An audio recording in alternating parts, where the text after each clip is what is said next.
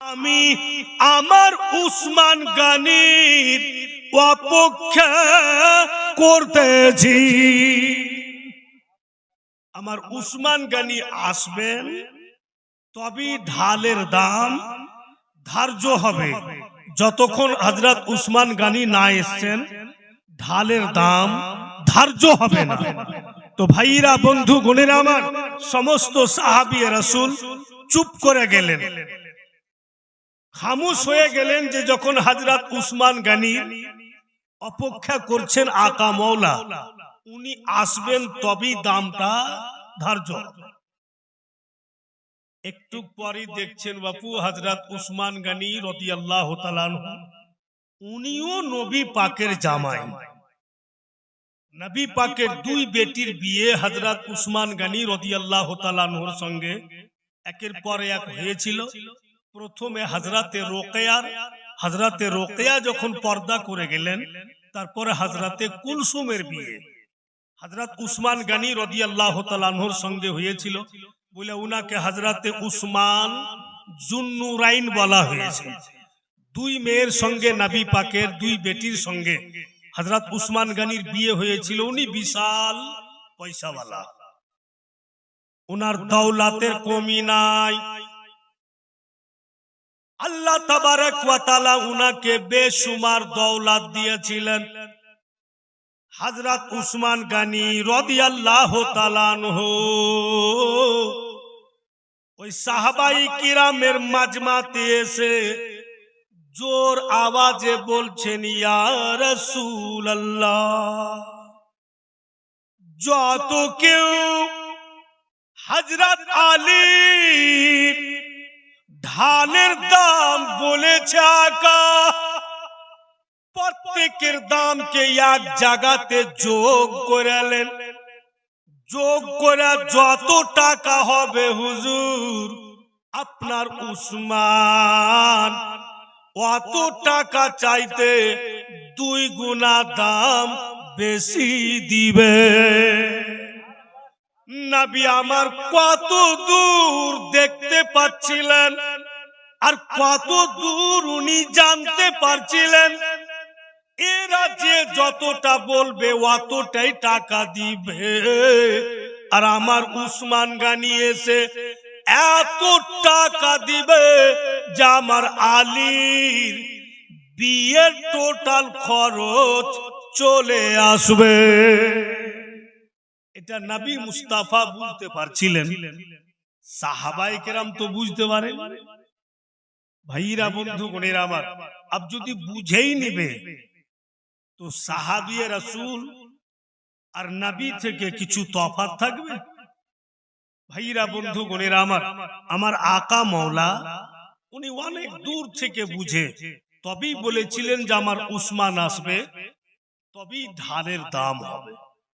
বন্ধু বোনেরা আমার, বলি তো নবী মুস্তাফার শানে, এই জন্য কেউ বলেছে, আর কি সুন্দর কথা বলেছে,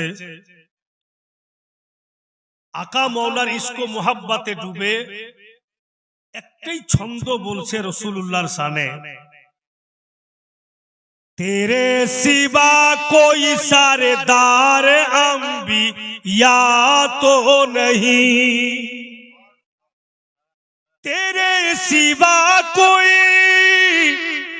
तेरे सिवा कोई सरदार अंबिया तो नहीं, रसूल आए मगर कोई मुस्तफा तो नहीं, रसूल आए मगर कोई मुस्तफा तो नहीं, कि बशर वो हो के भी साये से पाक है वल्लाह, बशर वो हो के भी साये से पाक है वल्लाह, खुदा नहीं वो खुदा से मगर जुदा तो नहीं, खुदा नहीं वो खुदा से मगर जुदा तो नहीं, तेरे सिवा कोई सरदार अंबिया तो नहीं। एकदम टाकार पोटली हजरत उस्मान गनी রাদিয়াল্লাহু তাআলা আনহু হযরত আলী কে দিচ্ছেন, ওগো আলী, পোটলিতে আমি কত টাকা বেঁধেছি, খুলে তোমাকে গিনতে দিব না, আর তোমার ঢালখানা ভালো বা মন্দ আমি চেক করব না। যা পোটলিতে টাকা দিয়েছি নিয়ে নাও, আর তোমার ঢালখানা আমাকে দিয়ে দাও। হযরত উসমান গনি রাদিয়াল্লাহু তাআলা আনহু বড় চালাক লোক।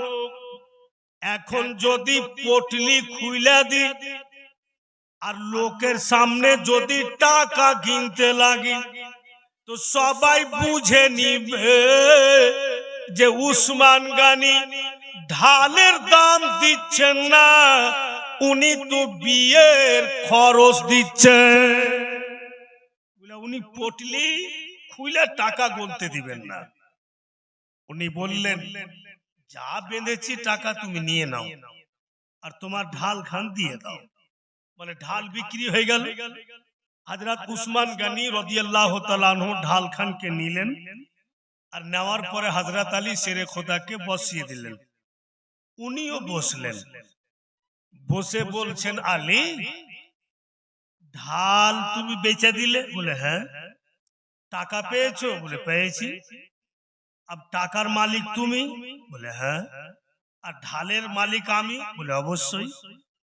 তো হযরত উসমান গনি রাদিয়াল্লাহু তাআলা আনহু বলেন, अब যখন আমি ঢালের মালিক, ঢালখানা যদি ভেঙে দি,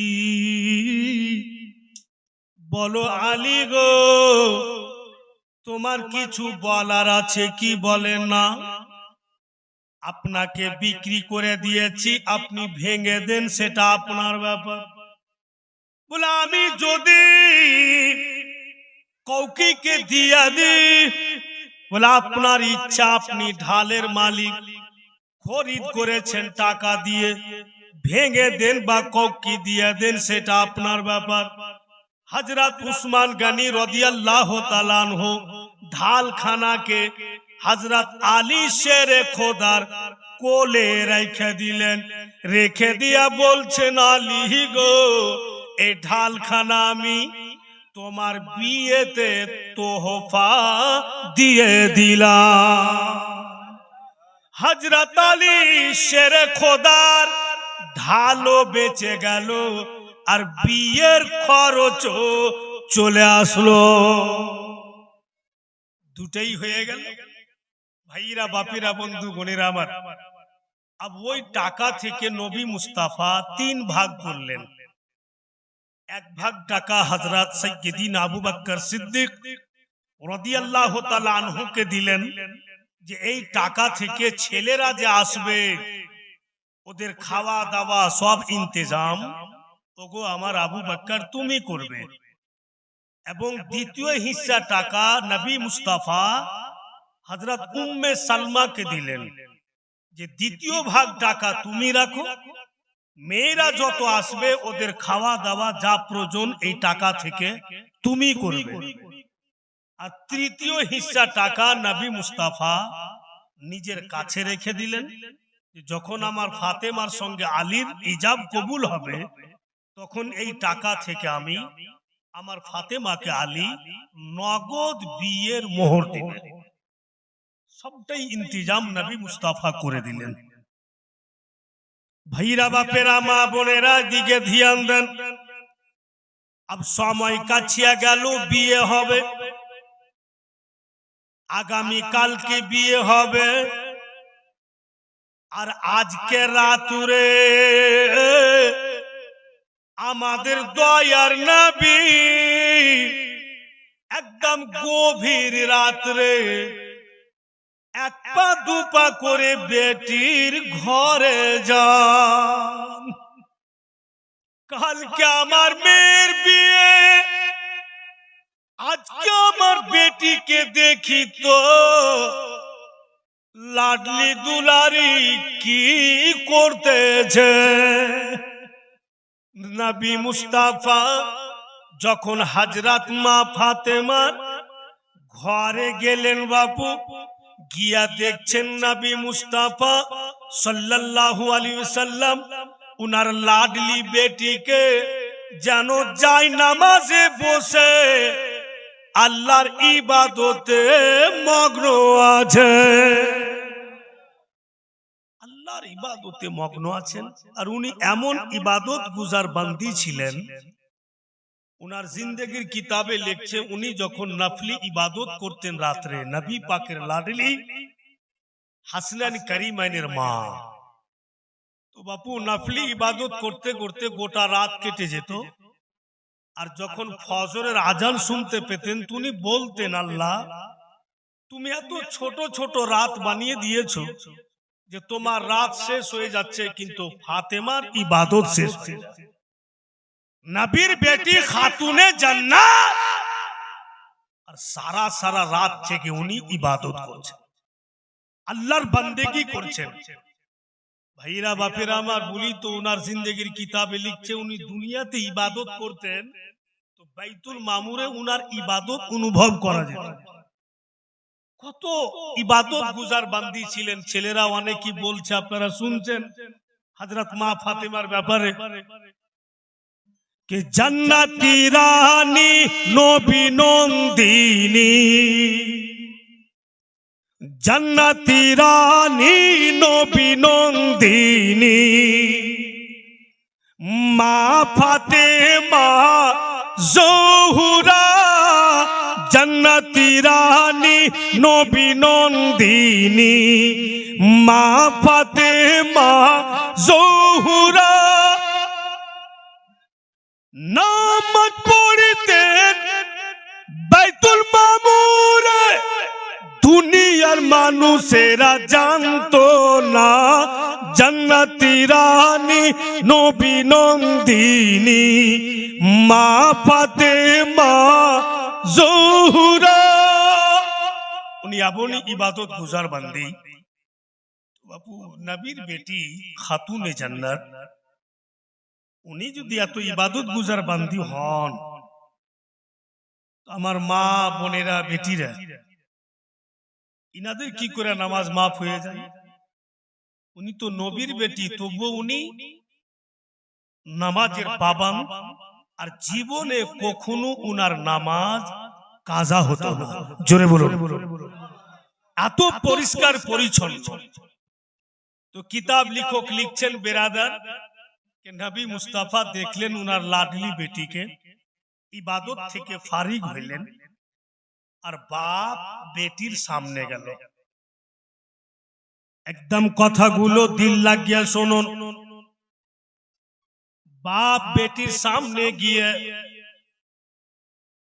বেটিকে বলছেন নবী মুস্তাফা সাল্লাল্লাহু আলাইহি ওয়াসাল্লাম, এ লাডলি বেটি, আমি তোমাকে কিছু বলতাম মা। হযরত মা ফাতেমা বলছেন, আব্বা বলুন। বলতেছে, লাডলি বেটি শোনো তো মা, আজকে যদি তোমার কাছে কিছু চাই বেটি তুমি দিবে কিনা? হযরত মা ফাতেমা রাদিয়াল্লাহু তাআলা আনহা নবী মুস্তাফার পবিত্র জুবানে এই শব্দ শুনে বলেন, আব্বা জান একটু ইশারা তো করুন, প্রয়োজন যদি পড়ে আপনার লাডলি আপনার জন্য কলেজা বের করে দিবে। ও ভাইরা বাপিরা মা বোনেরা বেটিরা একটু ভেবে দেখেন তো নবী মুস্তাফা নিজের বেটিকে কি বলেন। আকা মওলা বলছেন মা আগামী কালকে তোমার বিয়ে, দুনিয়ার বুকে আমার আলীর সঙ্গে তুমি এখন ইবাদত করছো, আল্লাহর তাসবিহ তাহলিল করছো মা, আবার যাই নামাজে বসো আর তাসবিহ তাহলিল করো, দুয়া করো আল্লাহর কাছে, আল্লাহ আমি বিয়েতে রাজি না।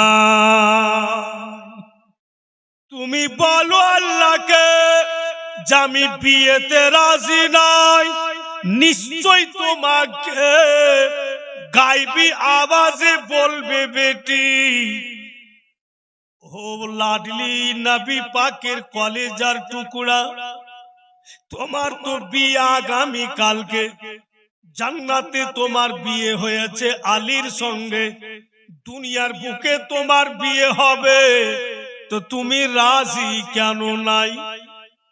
তখন তুমি বলিও মা একটু আমার দিকে লক্ষ্য করো বেটি, কারণ আমি উম্মতের দুঃখে দুঃখী মা, উম্মতের সুখে সুখী। তখন তুমি বলবে আল্লাহ অতক্ষণ পর্যন্ত আমি বিয়েতে রাজি হব না, যতক্ষণ পর্যন্ত আমার আব্বা জানের দিওয়ানা আর দিওয়ানি গুণের উম্মত উম্মতি গুণের গুনহার বখশাইশের দলিল না পেয়েছি। বেটি এই সুযোগ আছে রে মা, এই সুযোগ হাত থেকে হারায়ো না। লাডলি বেটি তুমি আমার উম্মত উম্মতির গুনহার বখশাইশের দলিল মা, তোমার বিয়েতে দুনিয়াবি মোহরে নিয়ে না। আপনাদের কি করে ভুলে যাই? ভুলবই বা কেন? হযরত মা ফাতেমার বিয়ে লাগছে তো বিয়ের মোহরে এই ছোট্ট গ্রামের ছোট্ট স্টেজে যত লোক এসছেন, আমাদের গুনহার বখশাইশের দলিল বিয়ের মোহরে দুনিয়াতে হযরত মা ফাতেমাকে নিতে বলছেন কে? তো রাসূলুল্লাহ।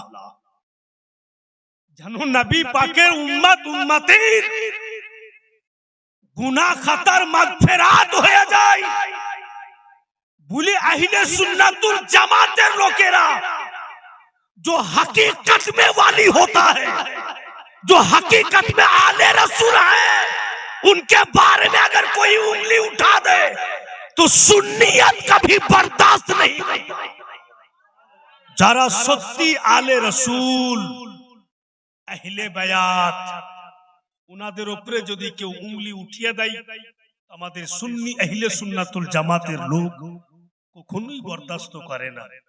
কি দরকার ছিল ভাইরা ছেলেরা যে উনার বিয়ের মোহরে গুনহার বখশাইশের দলিল চাইবেন? কি প্রয়োজন ছিল? কিছু প্রয়োজন নাই, একটাই যে আমাদের দুঃখে দুঃখী রাসূলুল্লাহ। আমরা যদি জান্নাতে চলে যাই তো সবচাইতে খুশি আমার নবী আর আলে নবী হবে। আমরা যদি দোজখে চলে যাই তো সবচাইতে কষ্ট আমার নবী আর আলে নবী পাবে, ঘরানায়ে রাসূল পাবে। বিরাদারান ইসলাম, রাত দিন আমরা ভুল ভ্রান্তি করতে আছি, ভুল পথে চলতে আছি, আর রাত দিন নবী মুস্তাফা আল্লাহর দরবারে আমাদের জন্য কাঁদতে আছি যেন আমরা সবাই জান্নাতি হয়ে যাই। ভাইরা আমার, উনি বিয়ের মোহরে আমাদের গুনহার বখশাইশের দলিল চাইছেন। তো বাপু ভাইরা, এই সুবর্ণ সুযোগ হাত থেকে যেতে দিতে হবে না, না হলো 5 জনকে 100 করে টাকা দিতে হবে যে উনার বিয়ের মোহরে যখন আমাদের গুনহার বখশাইশ চাইছেন তো কত আমাদের দরদি। তাই আজকে আমি হযরত মা ফাতেমার নামে 100 টাকা প্রথম রজনীতে দিয়ে দেব। একটা তো কোনো ছেলে দিয়ে দিবে, সব সময় সবটা তুমি দিবে? সব তো ছেলে, ছেলের বাপ তো নাই, সাক্ষ্যটা নেই। আপনি 100 টাকা, ইনি 100 টাকা, খালি আঙ্গুল খাড়ো করলে হবে, টাকাটা দাও। কি বলছে? অনলাইন, অনলাইনের যুগ। আর জানো ওই যে কাটিহারে যেখানে জীবনী বলে আসলাম, ওইখানে ফের একটা বিচারও করে আসলাম, অনলাইনে বাপু বিয়ে করে। পাগলা অনলাইন, মোবাইলে অনলাইনে বিয়ে করেছে। তো চেহারা দেখেছে খুবই সুন্দর, ভিডিও কল করে, আর অনলাইনে বিয়ে টিয়ে করে যখন চলে এসছে মেয়েটা, তো আইসা দেখছে যে ডাইন হাতের 3টা আঙ্গুল নেই। অনলাইন ওয়ালার মাথা খারাপ হলো, বহু এসে আর বাড়তে পয়সা আছে, আর ই খালি খ্যাত খ্যাত ঘুরে বাড়ি যায়। তো কোন অনলাইন ভালো হয়েছে, আর কোন অনলাইন ফের ঝামেলা হয়েছে। যাই হোক বেরাদারান ইসলাম, ভাইরা বাপিরা আমার, তো সেটাই হয়েছিল। হযরত মা ফাতেমা রাদিয়াল্লাহু তাআলা আনহা সেটাই করেছিলেন। উনাকে গুনহার বাকশাইশের দলিল পর্যন্ত দেওয়া হয়েছে, আর বলে দেওয়া হয়েছে হযরত মা ফাতেমাকে কাল কিয়ামতের মাঠে এই দলিল পত্রখানা যদি নবীর লাডলি দুলারি তুমি দেখিয়ে দিতে পারো, যত তোমার আব্বার উম্মত উম্মতি তাদের গুনাহ খাতার মাগফিরাত করে দেওয়া হবে। अब किताब लिखक लिखছেন বেরাদার, যখন বিয়ে হয় মাত্র 400 মিসকাল নগদ মোহর দিলেন হযরত আলী। যে 400 মিসকালকে হিসাব করে দেখা হয়েছে, তো বর্তমান যুগের বন্ধু 160 টাকা। ওই জামানাতে হযরত আলী শেরে খোদা 160 টাকা হযরত মা ফাতেমাকে নগদ বিয়ের মোহর দিয়েছেন। চিন্তা করো তো ছেলেরা, তখনকার 160 টাকা এখনকার যুগে অনেক টাকা। আমি শুনেছি যে বলে 1 আনা 2 আনাতে বলে মুড়ি কিনতো, তো 3 দিন ভরে খাইতো। এটা সত্য কথা, আপনারা দেখেছেন? 1 আনা 2 আনাতে মুড়ি কিনা যদি 3 দিন খায়, ইনাদের জামানাতে আর ওই জামানাতে হযরত আলী শেরে খোদা 160 টাকা নগদ বিয়ের মোহর দিয়েছেন। এখন কত টাকা হতে পারে? বিয়ে তো হয়ে গেল বাপু, কিন্তু বিদায় হইল না। নবী পাকের বাড়িতে হযরত মা ফাতেমা থাকলেন। বিদায় যখন হলো না, তো বলা হচ্ছে ইয়া রাসূলুল্লাহ, আপনার বেটি বিয়ে তো দিলেন আলীর সঙ্গে, বিদায় কেন করলেন না? নবী মুস্তাফা বলছেন, ওগো এই জন্য আমি বিদায় দিইনি, আমার আলীর জন্য আমি নতুন বাড়ি বানাবো, আলীর জন্য একটা নতুন বাড়ি বানাবো, তারপরে বিদায় দিব। আমাদের দয়ার নবী মুস্তাফা জানে রহমত নিজের খরচে হযরত আলী শেরে খোদার জন্য এবং মা ফাতেমার জন্য একটি বাড়ি বানালেন। বাড়ি যখন বানা হইল, দয়ার নবী মুস্তাফা খেজুরের পাতগুলোকে গাছ থেকে নামিয়ে নবী মুস্তাফা নিজের হাতে জিরা জিরা করে কাটছেন। সাহাবিয়ে রাসূলগণ বলেন, ইয়া রাসূলুল্লাহ, এত মেহনত করছেন, খেজুরের পাতগুলো জিরা জিরা করে কেন কাটেন? দেন আকা, আমরা কেটে দিচ্ছি। তো নবী মুস্তাফা বলছেন না, আমি নিজেই করে নিব। বলে হুজুর গো কি করবে? এত জিরা জিরা করে কেটে নবী মুস্তাফা বলছেন আমার আলীর জন্য আর ফাতেমার জন্য একটি গদ্দি বানাবো আর দুইটি বালিশ বানাবো। তখন তুলা ছিল না, খেজুরের পাতগুলোকে জিরা জিরা করে কেটে নবী পাক জামাই বেটির জন্য বিছানার গদ্দি আর ফের বালিশ উনি নিজের হাতে বানালেন। আর খাট বানিয়েছেন, ওটাও নবী পাক নিজের হাতে।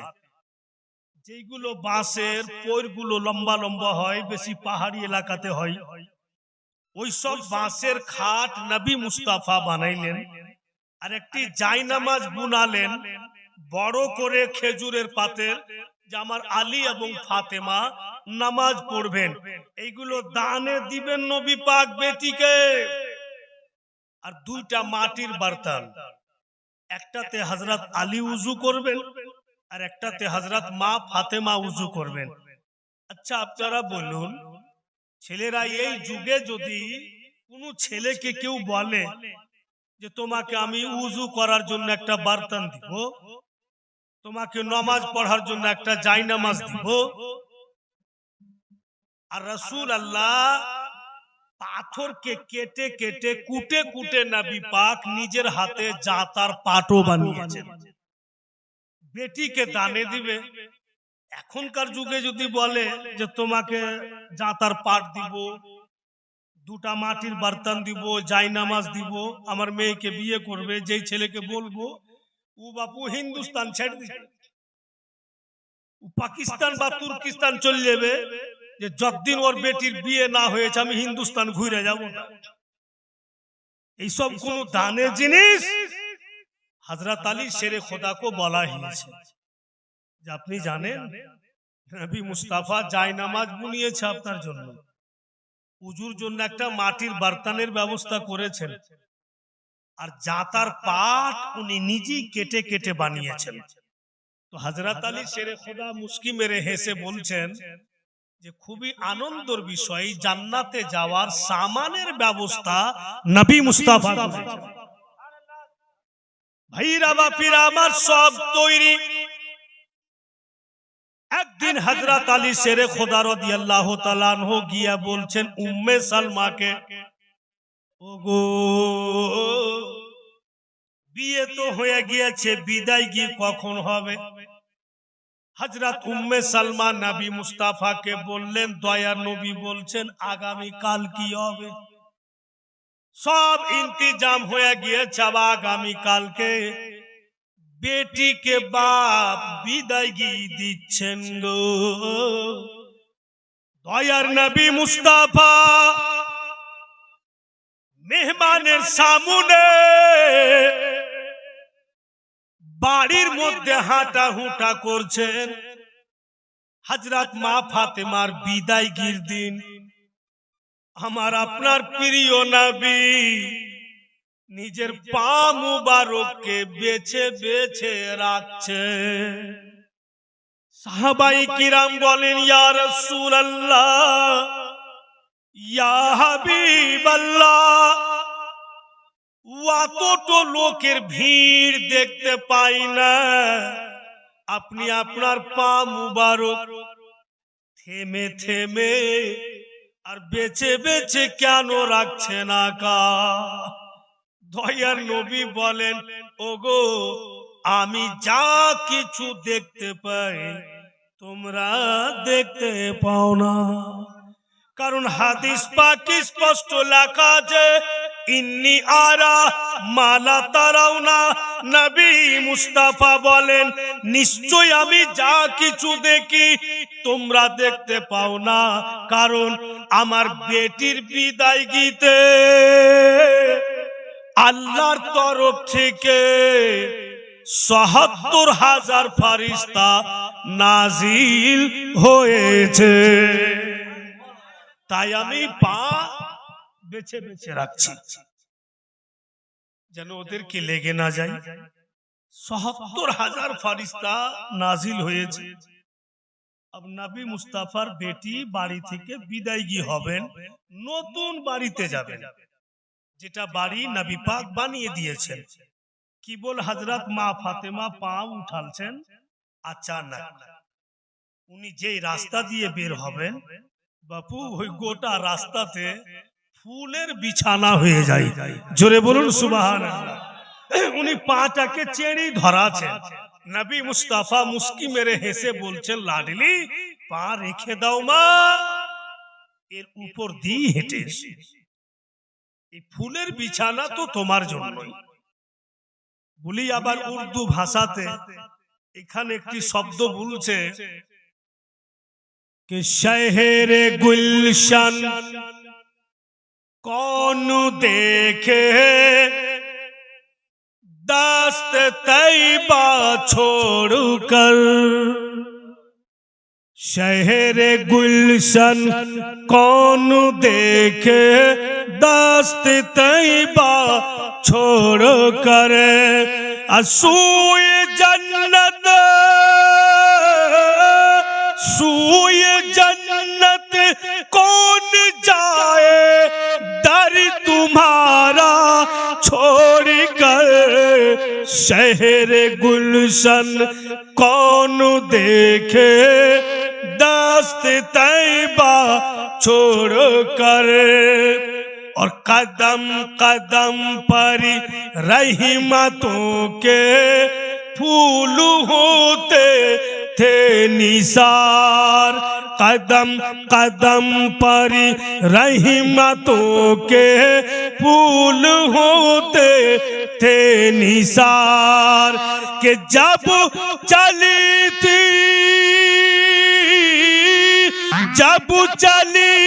थी फातिमा ससुराल में का छोड़कर, शहर गुलशन कौन देखे दस्त तैबा छोड़कर। ঠিক বেরাদার নতুন বাড়ি গেলেন। নতুন বাড়িতে যখন হযরত আলী শেরে খোদা এবং মা ফাতেমা গেলেন, দয়ার নবী বলছেন, বেটি এক গিলাস পানি দাও মা। হযরত মা ফাতেমা এক গিলাস পানি নবী মুস্তাফা জানে রহমতকে দিলেন। আমার আপনার দয়ার নবী ওই পানির গিলাসে নবী মুস্তাফা রহমতের উংলি ডুবালে, উনার উংলি গুলো পানিতে ভিজলো, আর উনার উংলির পানি ঘরের চতুর্দিকে উনি ছিটালেন। হযরত আলী শেরে খোদার শরীরে উংলির পানি ছিটালেন, হযরত মা ফাতেমার শরীরে উংলির পানি ছিটালেন। এবার নবী মুস্তাফা বলছেন, আলী গো, अब তুমি আর ফাতেমা নিজের নতুন জীবন চালু করো। তবে আলী, আজকে থেকে তুমি আমার নিকটে সবচাইতে ইজ্জতওয়ালা। লাডলি বেটি, আজকে থেকে তুমি রে মা আমার নিকটে সবচাইতে প্যারি। এই জন্য যে তোমরা দুজন থেকে আমার আলো আওলাদ এবং আমার ঘরানা জগতে আসবে। তোমরা দুজন থেকে আমার ঘরানা পৃথিবীতে আসবে, তোমরা নতুন জীবন শুরু করো। अब उनारा नतून जीवन शुरू करलेन।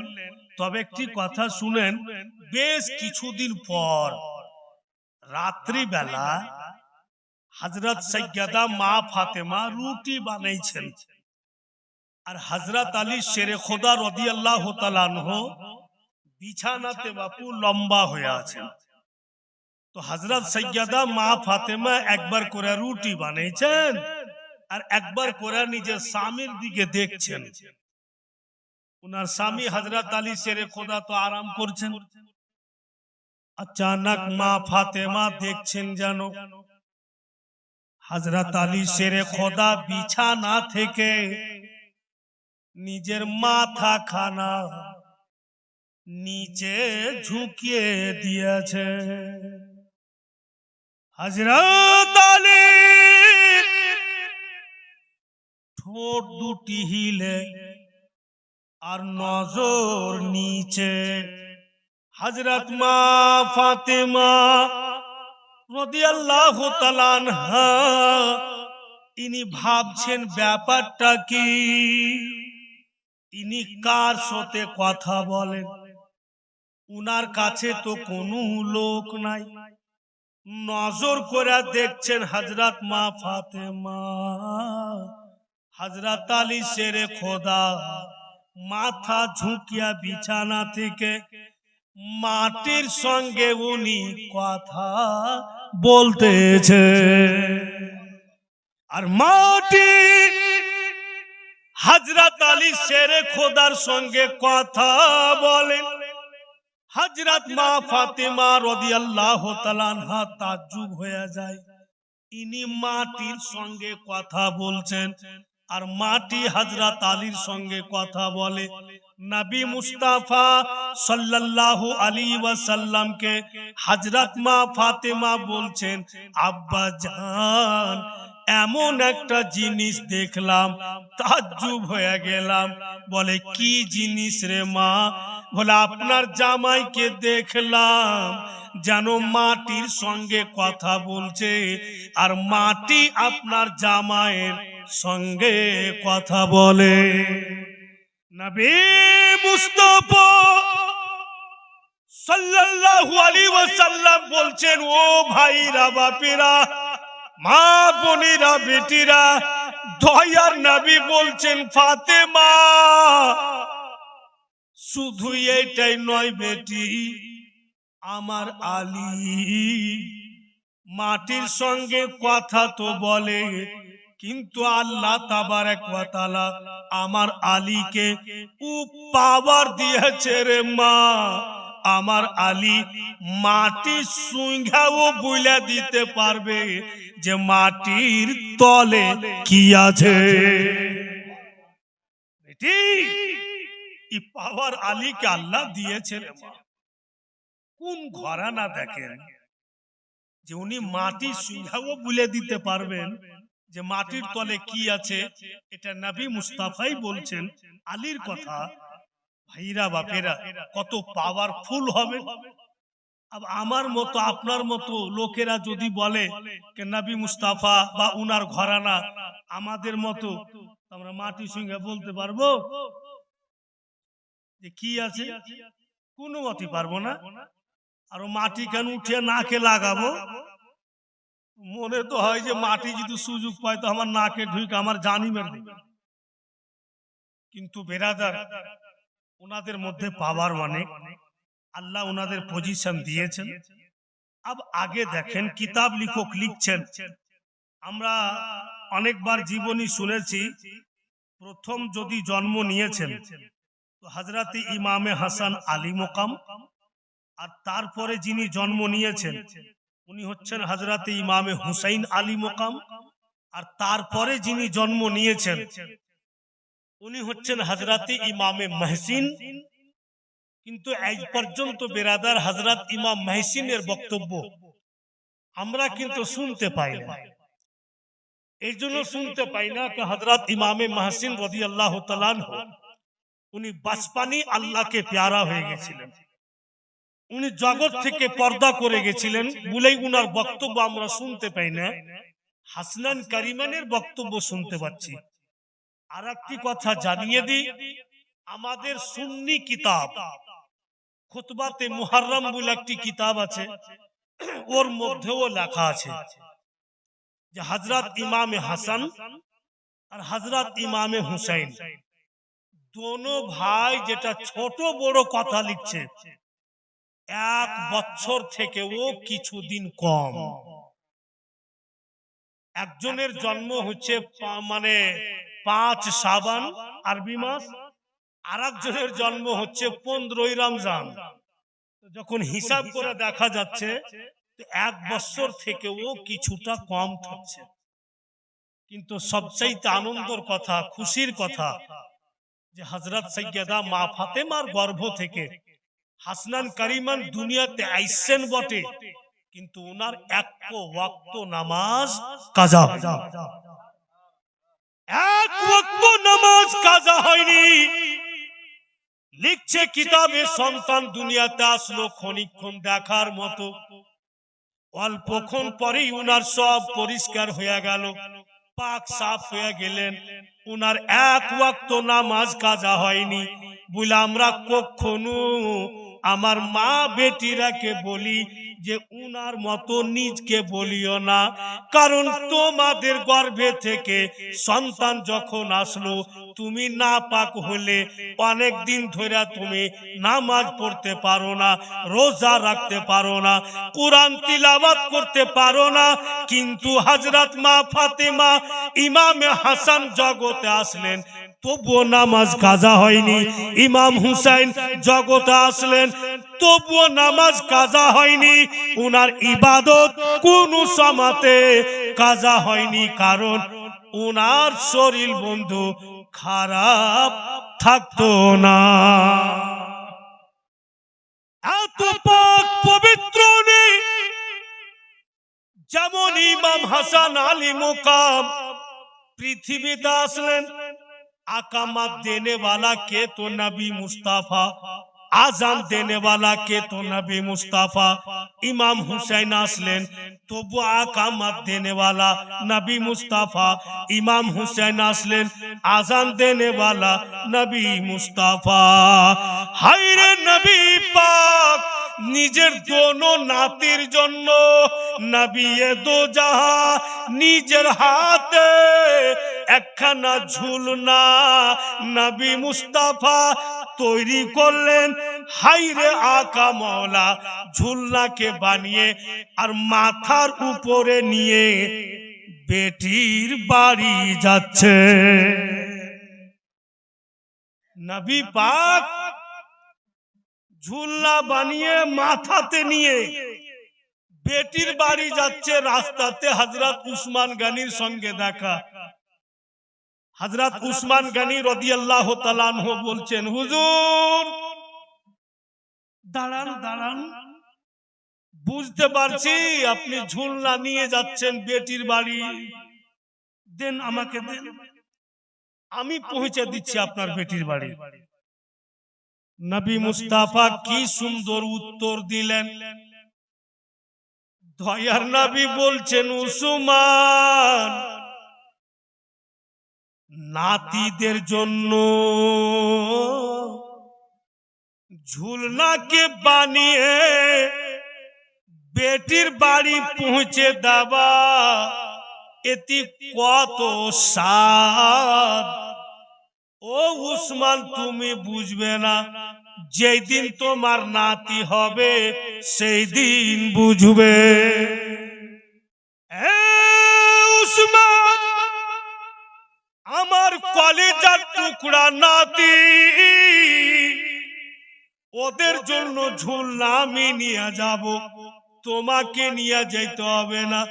হাইরে নবী মুস্তাফা ঝুলনা নিয়ে গেলেন যেই জায়গাতে হযরত মা ফাতেমার জাতার পাট বসা আছে, ওই জায়গার পাশে নবী আমার ঝুলনা টেঙ্গে দিলেন আর বলছেন, বেটি জাতার পাশে এই জন্য ঝুলনা টাংলাম রে মা, তোমার বাড়িতে আদার্স কোন লোক নাই, একবার করে তুমি জাতা ঘুরাইবে, ফির একবার করে তুমি ঝুলাও ঝুলাবে, তোমার দুটাই কাম রে মা একসঙ্গে হবে।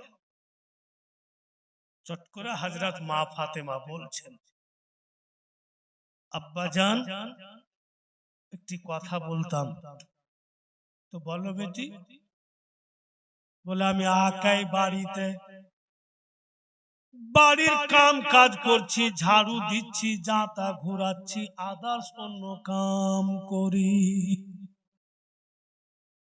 আব্বাজান যখন ফজরের টাইম হয় আর ফজরের টাইমে যখন নামাজ পড়তে উঠি, আমার শরীরে খুব ব্যথা হয়।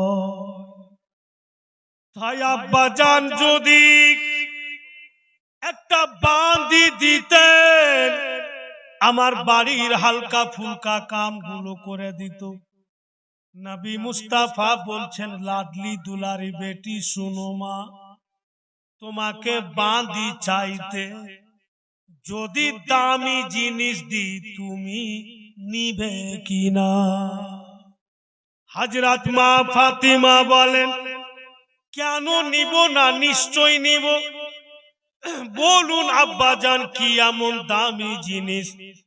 দয়ার নবী চট করে বলছেন, লাডলি দুলারি বেটি শুনো, যখন তুমি এশার নামাজ পড়বে এক গিলাস পানি পার্শ্বে রেখে দিও।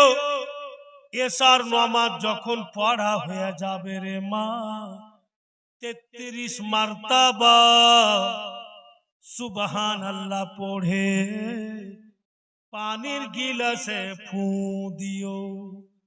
33 মারতাবা আলহামদুলিল্লাহ পড়ে পানির গিলাসে ফু দিও।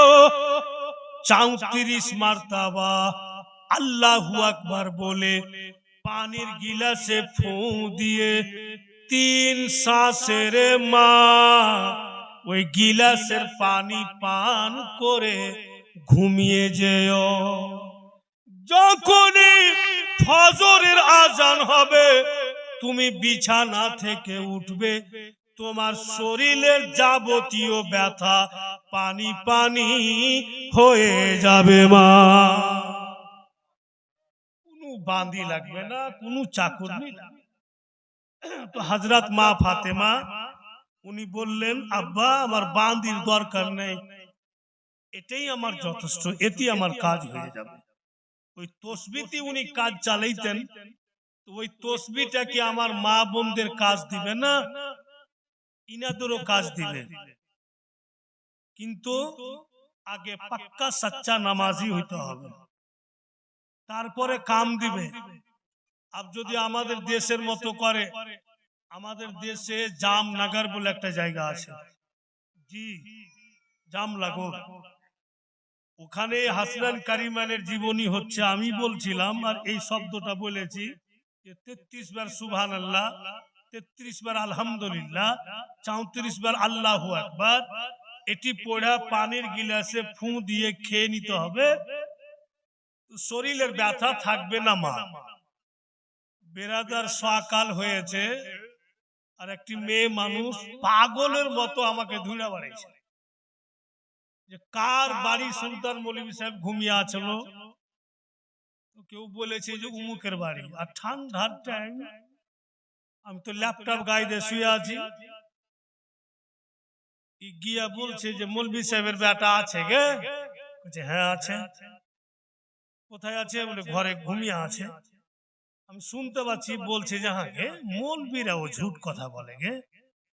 ল্যাপের তল থেকে শুনছি, কেমন ঝুট কথা? বলে ও যে রাত্রে বললো যে 33 বার সুবহানাল্লাহ, 33 বার আলহামদুলিল্লাহ আর 34 বার আল্লাহু আকবার পড়া পানিতে ফু দিয়া খাবে, তো শরীরের ব্যথা থাকবে না।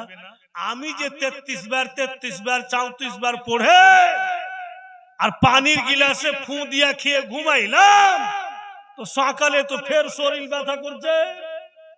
তো স্টেজে ঝুট কথা বলছে মানে আমি বলছি আল্লাহ ই মাইয়া যায় গোটা গায়ে বলেছে, ইয়াই আমার বদনাম করে দিয়েছে গোটা গ্রামে, কিচ্ছু ছুপিয়া রাখে না। এসে বলছে জি বাবা ল্যাপ থেকে মাথাটা বের করো। তো আমি ল্যাপের তলেই বলছি, বলেন শুনতে পাচ্ছি তো, আমি তো জানছি। তোর আওয়াজ সব শুনতে পেয়েছি, তুমি এইভাবে বললে আমি কাজ করলাম, হলে না কেন? যে এটা কথা শুনেছেন যে তসবি পড়া ফু দিয়ে খেতে হবে, বলে হ্যাঁ। আর ওইটা কথা শুনেননি? বলে কোনটা? বলে আগে পাক্কা সচ্চা নামাজি হতে হবে, তারপরে তসবি পড়বেন তো কাজ দিবে। না এখন তো নামাজ শুরু করিনি, আমি করবে কেন? হালকা পেয়েছ না? 33 বার ফু, 33 বার ফু, 34 বার ফু, গাটাগাট খাইলে কোনো মেহনত নেই। আগে নামাজি হবে কমপক্ষে লাগাতার কন্টিনিউ আর নামাজ পড়া 40 দিন পার হবে, পাক সাফ থাকবে, হালাল জিনিস খাবে, তারপরে তসবি পড়বে তো কাজে দিবে, মানে তো কাজে লাগবে। এইভাবে কোনো ভি নামাজি মা বোন বেটি খালা ফুফু আপনারা যদি নামাজি হন, কাউকে ভি পড়া যদি দিয়ে দেন আল্লাহর নাম নিয়ে তো ইনশাআল্লাহ কাজ হবে, কিন্তু আগে নামাজি হতে হবে। ভাইরা বাপেরা আমার, ঝুলনা তো টেঙ্গে দিলেন। আপ দেখেন একটি আর সুন্দর কথা বেরিয়ে আসে, মা বোন ধ্যান দিয়ে শুনুন। একদিন হয়েছে কি নবী মুস্তাফা সরওয়ারে কায়নাত সাল্লাল্লাহু আলাইহি ওয়াসাল্লাম হাসনান কারিমাইনের কাছে আছে, আর হযরত সাইয়্যিদা মা ফাতেমা বলছেন আব্বা জান আমার ছেলে দুটোর কি নাম রাখা যাবে না? তো নবী আমার বলছেন মা তুমি নাম রাখোনি? বলে আমি আপনার অপেক্ষা করছি যে আপনি যেটা নাম দিবেন সেটাই রাখবো। নবী আমার বলছেন লাডলি দুলারি বেটি তুমি আমার অপেক্ষা করছো আর আমি আল্লাহর অপেক্ষা করছি। আল্লাহ যেটা নাম দিবে রে মা সেই নাম তোমার ছেলেদের রাখবো। আল্লাহ তাবারক ওয়া তাআলা তখন জান্নাত থেকে দুইখানা নাম দিয়ে পাঠালেন। কোন দুইটা নাম দিয়ে পাঠালেন? একটি হচ্ছে বন্ধু সাবার, আর দ্বিতীয় নাম হচ্ছে সাব্বির। সাবার এবং সাব্বির জান্নাতি নামের মধ্য থেকে দুইখানা নাম নবী মুস্তাফাকে দিয়ে গেলেন। তাই বন্ধু বড় নাতির নাম নবী মুস্তাফা রাখলেন সাবার, আর ছোট নাতির নাম ইমাম হুসাইনের নাম রাখলেন সাব্বির। কিন্তু আমরা ইমামে হাসান বুলা জানি, ইমামে হুসাইন বুলা জানি।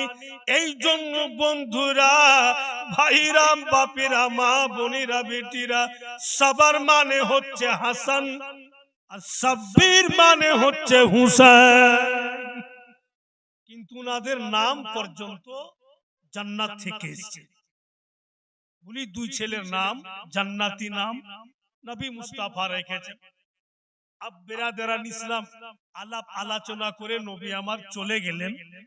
আর তখনকার ব্যাপার, নিজে নিজে বাড়ি ঘরের কাজ মেয়েরা করত, আর খুব আরমান করে করত, আর দিল লাগিয়া করত। নিজের হাতে নবীর বেটি খাতুনে জান্নাত গো, যিনি জান্নাতি মা বোনদের সর্দার নেই, অথচ বাড়ির টোটাল কাজ উনি করতেন, নিজের হাতে করতেন। তো বাপু ঝুলনা ঝুলিয়ে দিলে আর ফের যা তার পাট ঘুরেছে। আজকাল যদি বিরাদার কোহরি বাড়িতে যাতা আর একটা কি কয় ঢেকি, ঢেকি বুঝছেন, ধানকুটা ঢেকি, যার বাড়িতে যাতা ঢেকি থাকবে ওর বাড়ি সহজে কেউ বউ দিতে চাইবে না, বেটি দিতে চাইবে না। আমি যখন বিয়ে করলাম কালিয়াচকে, আর আমি বিয়ে করে নিয়ে গেলাম, আমার বাড়ি গিয়ে আমার স্ত্রী 3 ঘন্টা ভরে আর চোখের পানি শুকায়নি। মনে হচ্ছে এক একটা চোখের ডোল বেঁধে দিই তো ডোল ভরে যাবে, লাগার কানছে বসে বসে। আমার তো মাথাই খারাপ গেল, ই কোন টাকার জুবলি পাগলি লাইনু রে, ই কানাকানি শুরু করলে ও কেন কানছে? ওই যে ঢেকি দেখে লেছে, বুঝতে পারলে না, যাতা দেখে লেছে। ও তো ভেবে নিয়েছে আমি মরে আনু এই ঢেকিতে ধান কুটতে আর যাতা ঘুরাইতে। আমি ওকে বলছি যে আমি যখন মরবো তখন চোখের পানি ধুঁড়ে পেবে না, সব আইছি শেষ হয়ে গেল, কিছু বাঁচিয়া রাখো। তখন বাংলা বলতে পারতো না অতটা, এখন শিখে গেছে। তখন একদম পচা খোট্টা বলতো। আর কালে চোখ চাঁদপুর তো সিল মোহরওয়ালা খোট্টা।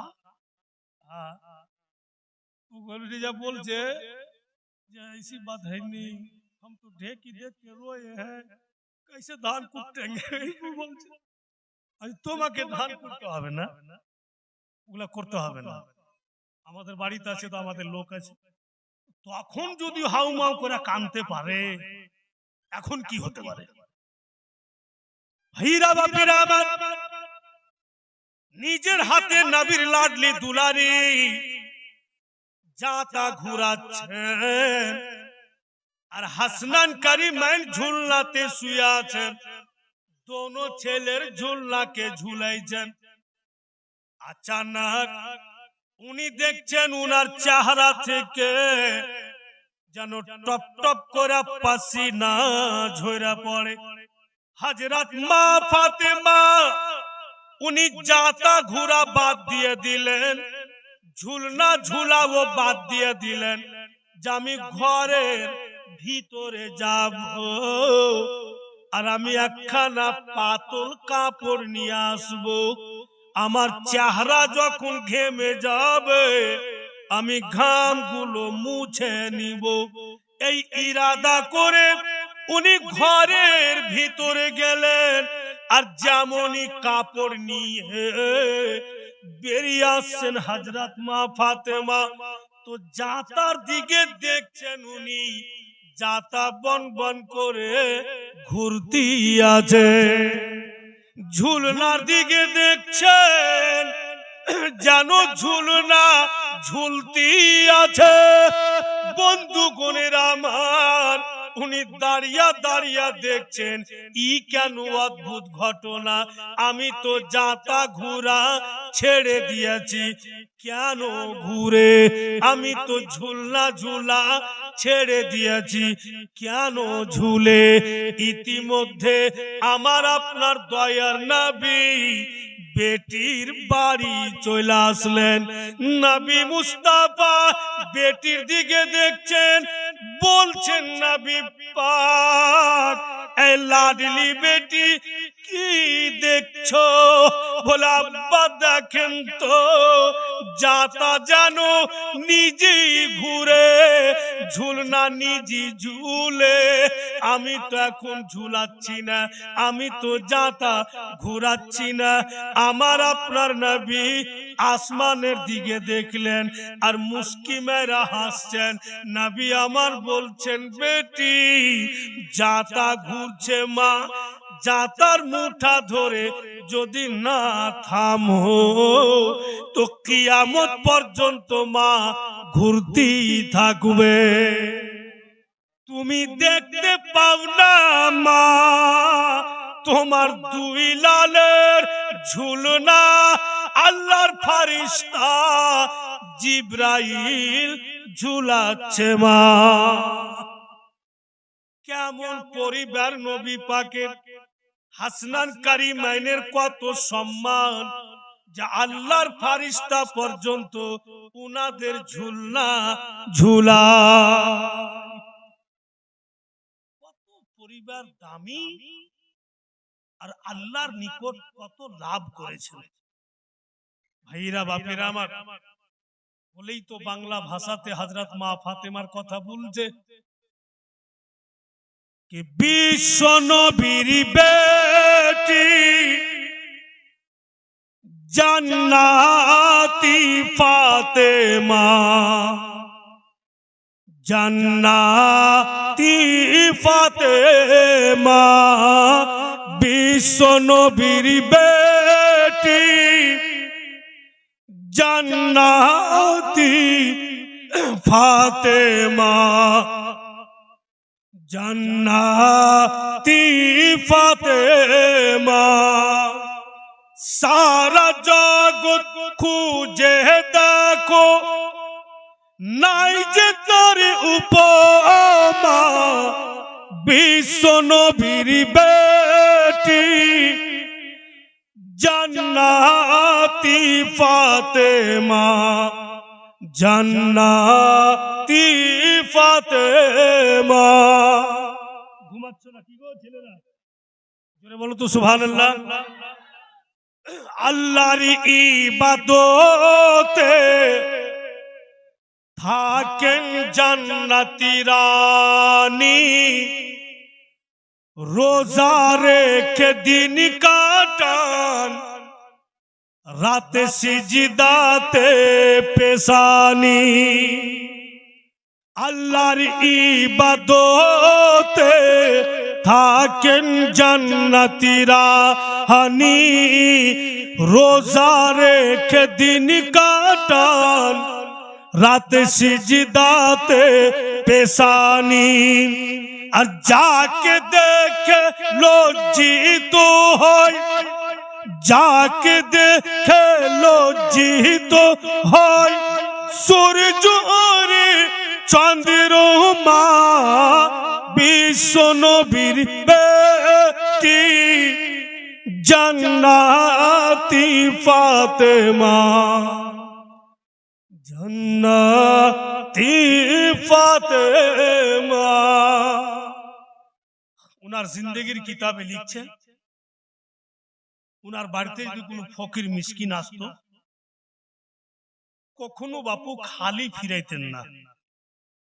যদি কিছু না থাকতো তো খেজুরের ছোয়ারাও দিত। মুআজ্জাজ এই জন্য উনি এইভাবে ব্যবহার করেছেন। আজকে নবীর বেটির দুয়ার থেকে যদি কোনো মিসকিন ঘুরে চলে যায়, তো দুনিয়ার মা বোনেরা শিক্ষা লাভ করবে কি করে? উনি খেজুর দিয়াও পাঠাইতেন। এমনও লিখেছে কিতাবে, এমন সময় উনার সময় হয়েছিল যে 2 দিন 3 দিন ভরে উনি দানা খেতে পেতেন না, শুধু খেজুর খেয়ে খেয়েই থাকতেন। তাই বলছে কে থাকেন ওয়ানাহারে ফাতেমা আপন ঘরে, হঠাৎ এক ভিখারি মাকে সুয়াল করে। থাকেন ওয়ানাহারে ফাতেমা আপন ঘরে, হঠাৎ এক ভিখারি মাকে সুয়াল করে। আর খুশি মনে দান করিলেন, খুশি মনে দান করিলেন ইফতারের খুরমা, বিশ্ব নবীর বেটি জান্নাতি ফাতেমা জান্নাতি ফাতেমা। দুরূদ শরীফ পড়ুন। আল্লাহুম্মা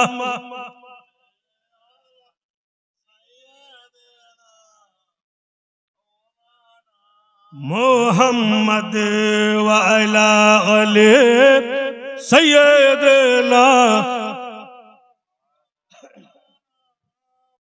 সাল্লাল্লাহু আলাইহি ওয়াসাল্লাম। তো বেরাদার, আমার আপনার ছেলের জন্য জাতা নিজে ঘুরবে না, আর আমার আপনার ছেলের জন্য ফারিস্তা এসে ঝুলনা ঝুলাবে না, কিন্তু হাসনান করিমানের ঝুলনাকে ঝুলিয়েছে। अब देखें बाबू, बोलছেন हजरत माँ फातिमा, बाबूजी अब्बा जान, तो बोलो बेटी की खबर? बोला আমার ছেলেরা কি হাঁটবে না? জোরে বলুন সুবহানাল্লাহ। তো নবী আমার মুস্কি মেরে হাসে বলছেন, হ্যাঁ রে মা, এক্ষুনি হাঁটবে, তোমার ছেলেরাকে হাঁটতে দেখবে তুমি। दो জাহানের নবী বাপু ইমাম হাসানের দোনো বাহা ধরলেন আর নিজের দোনো পা মুবারকের উপরে ইমাম হাসানের পা দুটিকে রাখলেন। নবী এ দো জাহা বাহা ধরে নিজে হাঁটছেন।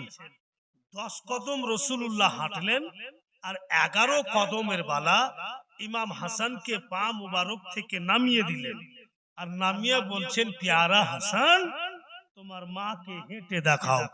লপ লপ করে ইমামে হাসান হাঁটতে শুরু করলেন। হযরত সৈয়দা মা ফাতেমা ভাবলেন যে এই ঝুঁকি সুযোগ আছে, বলে আব্বা জান আমার হুসাইন, বলে তোমার হুসাইনও হাঁটবে।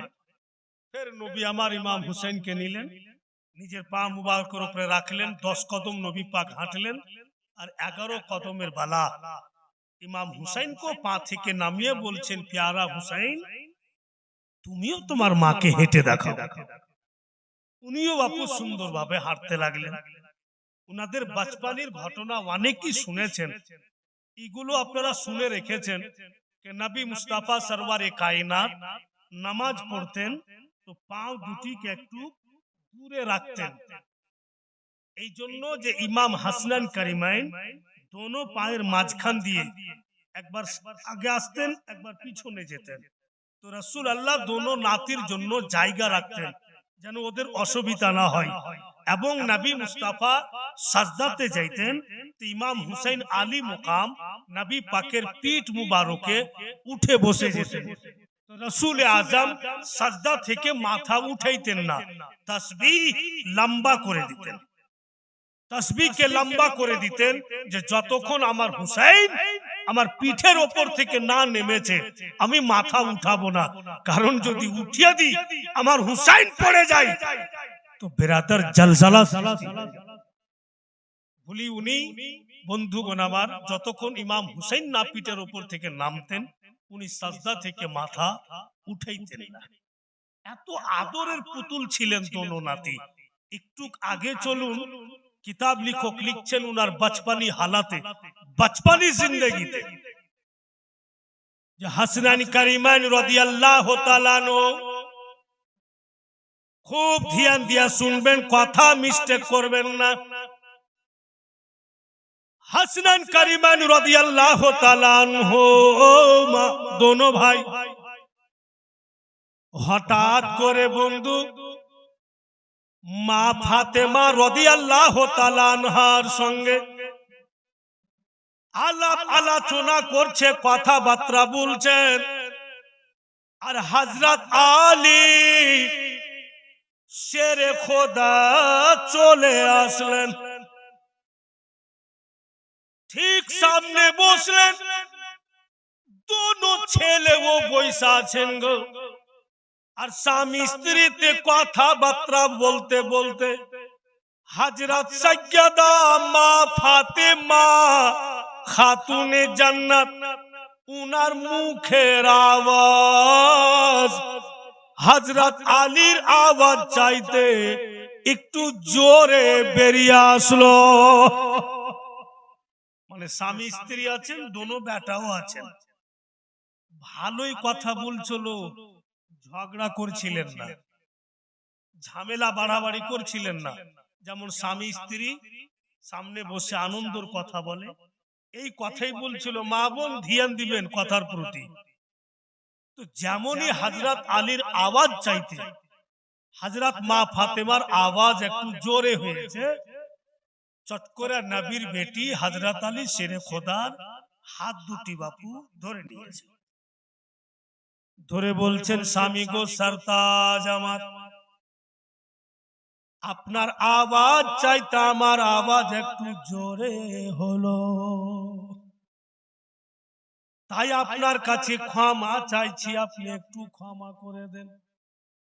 হযরত আলী বলছেন, ফাতেমা এতে ক্ষমা নেওয়ার কি আছে গো, আমরা তো বিবাদ লাগা কথা বলিনি, তুমি তো আমার সঙ্গে তর্ক করনি, আমরা তো প্রেম ও মোহাব্বতের কথা বলছিলাম, কথা বলতে বলতে আওয়াজ একটু কম বেশি হতেই পারে, এতে ক্ষমা নেওয়ার কি আছে। হযরত মা ফাতেমা বলছেন, আপনি যে আমার মাথার তাজ, আপনি যে আমার সরতাজ, আর কখনো স্ত্রীর আওয়াজ স্বামীর আওয়াজ চাইতে যেন জোরে না হয়। যে স্ত্রী স্বামীর আওয়াজ চাইতে জোরে আওয়াজ বের করবে স্বামীর সামনে, ওর প্রতি আল্লাহ তাআলা নারাজ হয়ে যাবে। তাই আপনি আমাকে ক্ষমা করুন। হযরত আলী শেরে খোদা ক্ষমা করে দিলেন।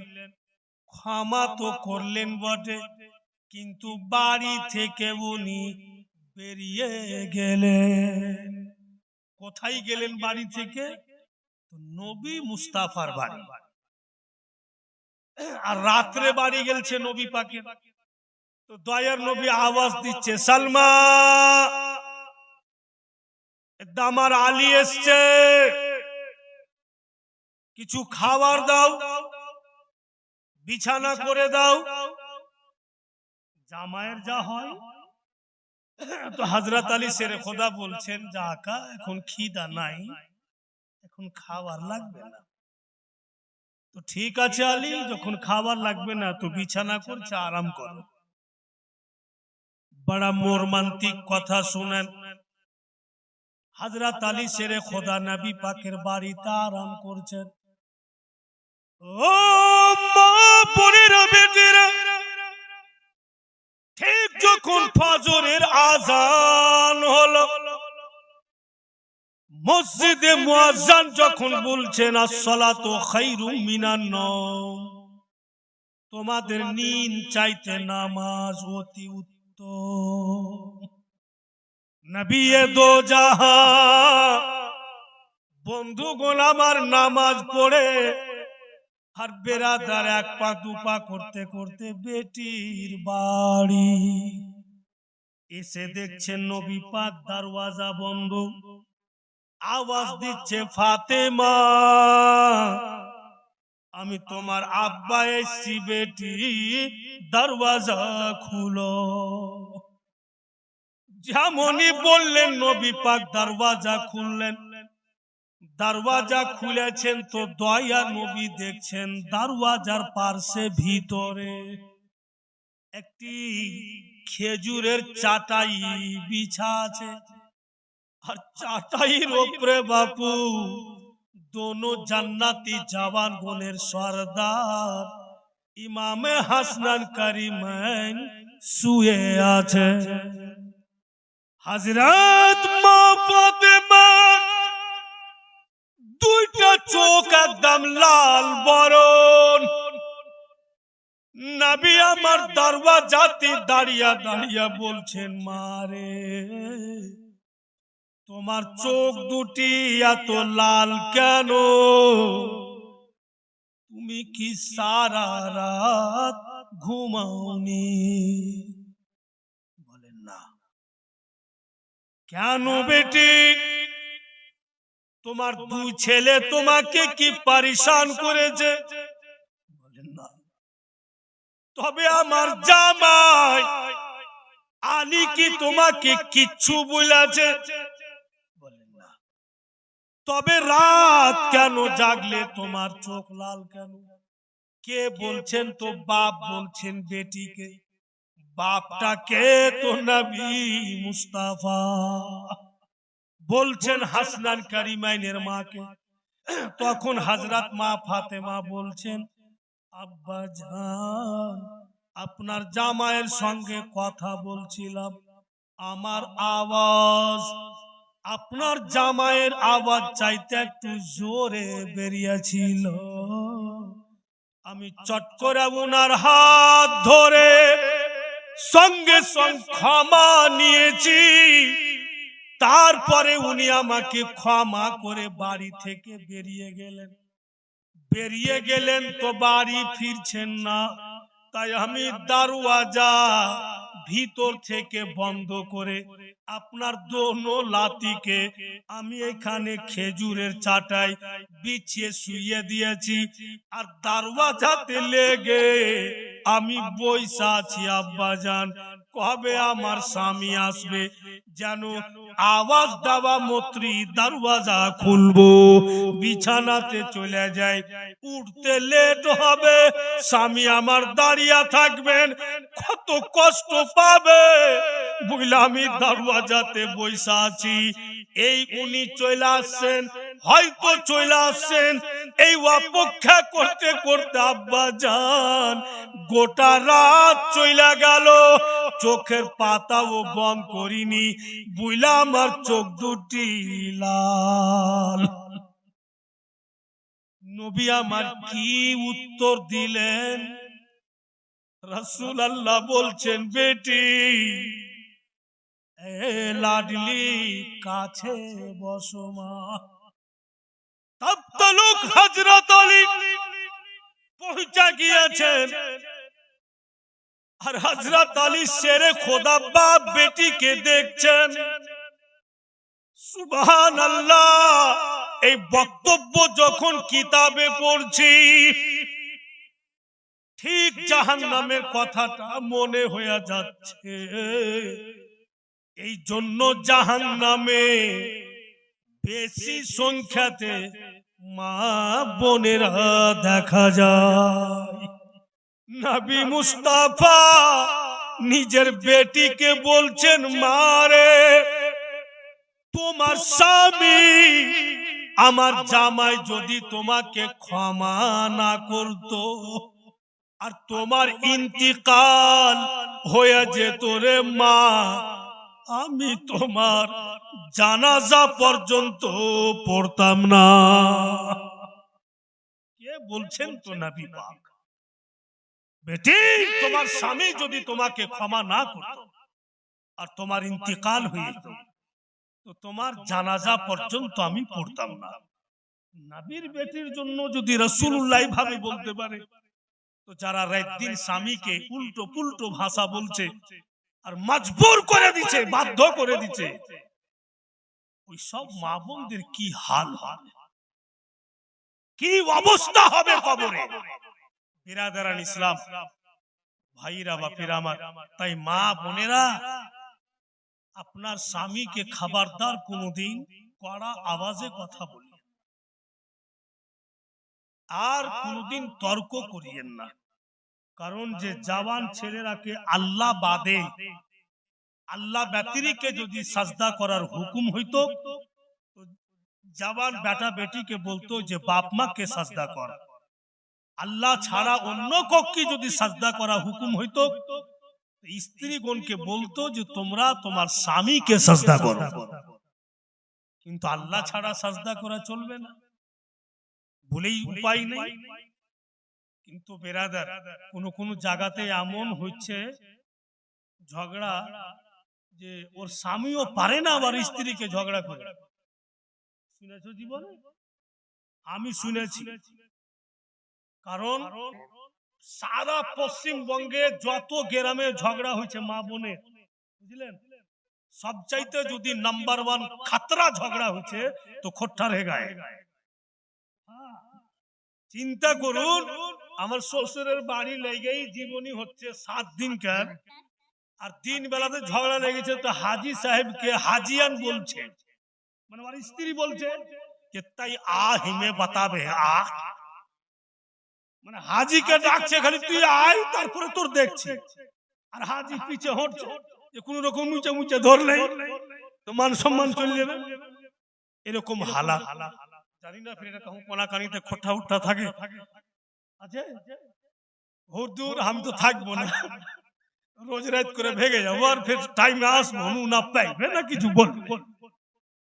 বিরাদারান ইসলাম, তো আজকে প্রথম রাত আমি এখানকার প্রোগ্রাম নিতাম না, এই জন্য নিয়েছি বেরাদার, যে আমার আব্বার মডেল কাঠল বন্যা এইগুলো খুব ফেভারিট এলাকা, খুব জানাশোনা এলাকা। আর আমি যখন কালিয়াচকে পড়তাম, এখানে উনি জীবনী বলেছেন, আমি এসছি আপনাদের কাঠল বন্যাতে, ওখান থেকে তালবিলিম অবস্থায় শুনতে।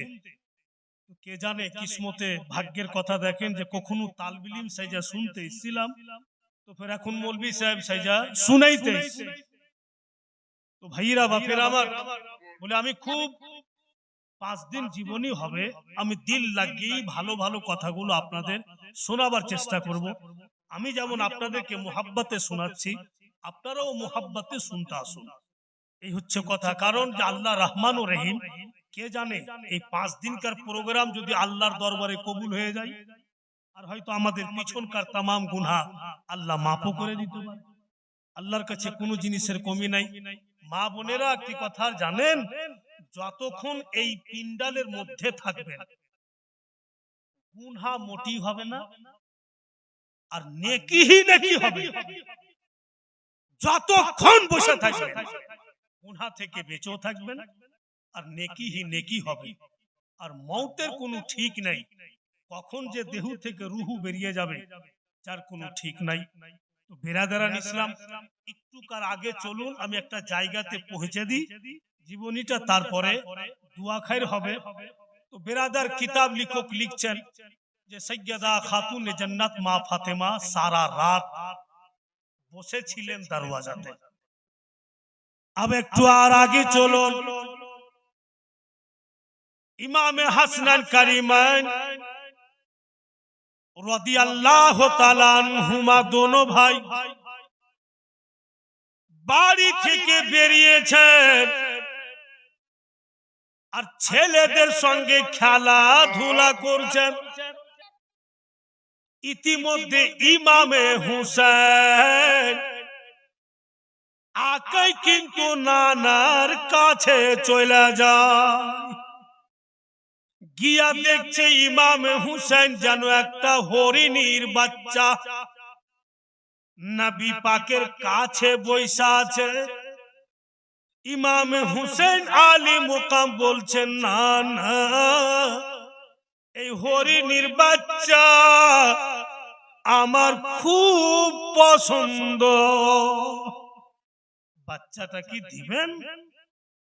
নানার প্যারা নাতি, বলে যাও নিয়ে যাও।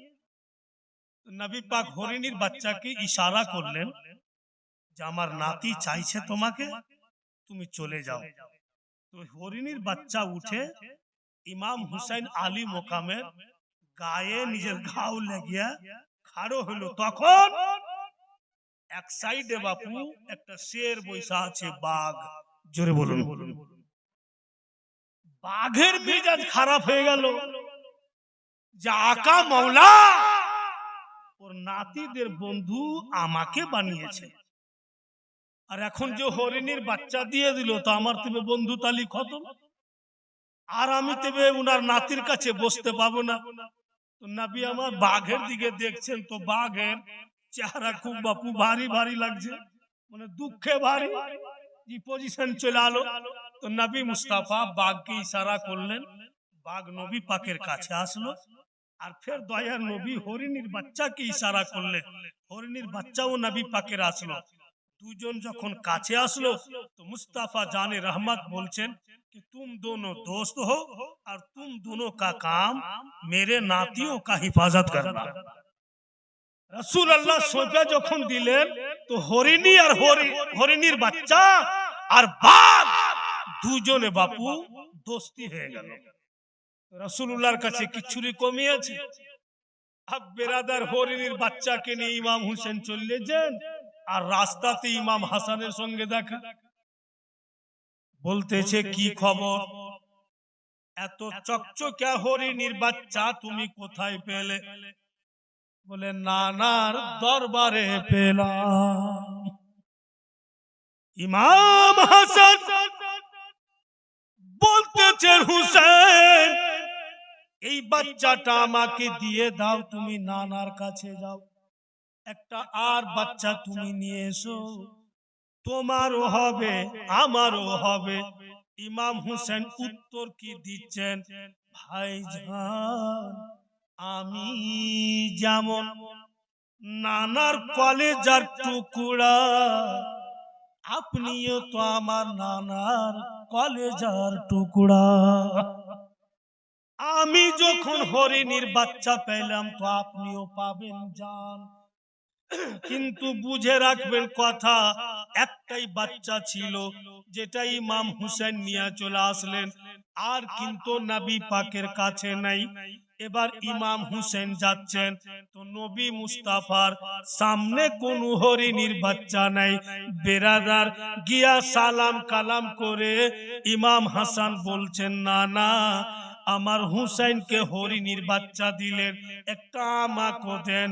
দয়ার নবী ইমাম হুসাইন আলী মোকামকে নিজের কোলে বসিয়া বলছেন, তুমিও হরিণীর বাচ্চা নিবে, একটু সবুর করো, একটু আমার সঙ্গে তুমি কথা বলো। নানা নাতি কথাবার্তা বলছে, ইতিমধ্যে জঙ্গল থেকে এক হরিণী নিজের বাচ্চাকে নিয়ে নবী মুস্তাফার দরবারে, হরিণী নবী পাকের সামনে এসে মানুষের মতো কথা বলে। হরিণী সালাম দিলে, সালাম দিয়া বলছেন, আকা এই যে আমার বাচ্চা আপনার হাসানের জন্য নিয়ে আসলাম, আপনার হাসানকে দিয়ে দেন। নবী দো জাহা বলেন, বক্তব্য বুঝার চেষ্টা করবেন, গভীর মাইন্ডে ভেবে দেখবেন। নবী পাক বলছেন, ও হরিণী তুমি তো মা, তুমি মা হয়ে তোমার বাচ্চা কি করে দিতে আসলে? হরিণী বলছে, আকা জঙ্গলে নিজের বাচ্চাকে নিয়ে চড়ছিলাম, আচানক আমার কানে আওয়াজ আসছে, ওরে হরিণী। নবী পাকের দরবারে নবীর নাতি একটি হরিণীর বাচ্চা নিবে, রাসূল আল্লাহর দরবারে একটাই ছিল, যেটা ইমাম হুসাইন নিয়েছেন। ইমাম হাসান চলে এসেছেন, জলদি যাও তোমার বাচ্চা তুমি দিয়েছো। আকা মনে হচ্ছে জঙ্গল গাছপালা পশু পাখি সবাই আমাকে বলছে, আমার বাচ্চা আমি নিয়ে আসলাম, আপনার নাতিকে দিয়ে দেন। ভেবে দেখেছেন যে জানোয়ার পর্যন্ত হাসনান করিমানের সম্মান করছে, ইজ্জত করছে। বিরাদারান ইসলাম ভাইরা বাপেরা আমার, আর দেখতে তো হবে যে দরবারটা কোন দরবার।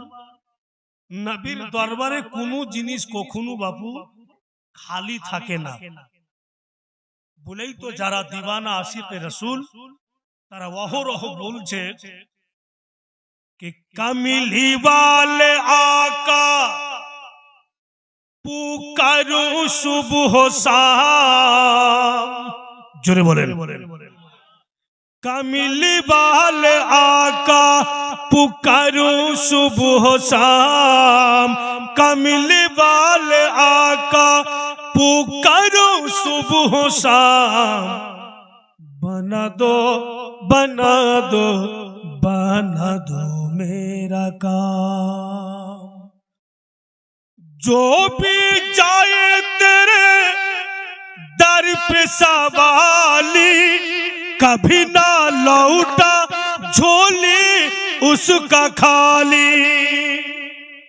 जो भी जाए तेरे दर पे सवाली, कभी ना लौटा झोली उसका खाली, मेरा भी भर दो झोली रसूल अकरम, मेरा भी भर दो झोली रसूल अकरम, बना दो बना दो बना दो मेरा काम। आज के प्रथम रात, আবার আগামীতে আরো 4টা রাত আছে, আর 4টা রাত হবে না বন্ধ হবে? হবে।